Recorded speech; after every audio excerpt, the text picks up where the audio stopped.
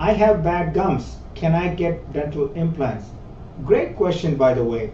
So one of the most common reasons why we remove teeth in my office is because people have severe gum disease. Can these patients or do these patients get implants? Absolutely yes, every single day. We get patients all the time. So let's say, for example, if they have a localized gum disease on a single tooth, and if that happens to be the advanced gum disease, we remove the teeth, we make sure we get the gum disease under control overall, then we can definitely replace that one single tooth with a dental implant.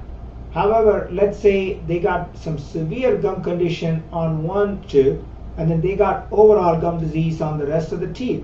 We may remove that one tooth and replace it with bone graft. However, we cannot place that implant without getting the gum disease under control.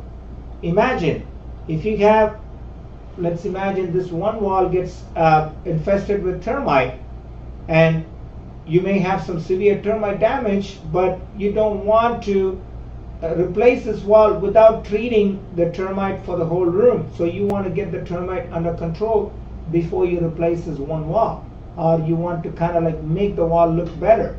So the same way, you don't want to end up removing a tooth because you got some severe periodontal disease or the gum disease, and end up now having the other teeth or the gum disease from the other places spread to this new implant.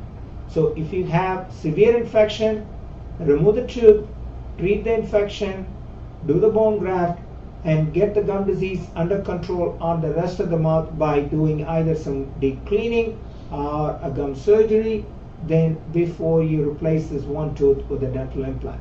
So the short answer to your question is, if you have bad gums, yes, you can still receive implants. Again, depends on the condition. If you have isolated area, then you can treat it with a dental implant, or if it is generalized to your mouth, get the gum disease under control before you replace that one.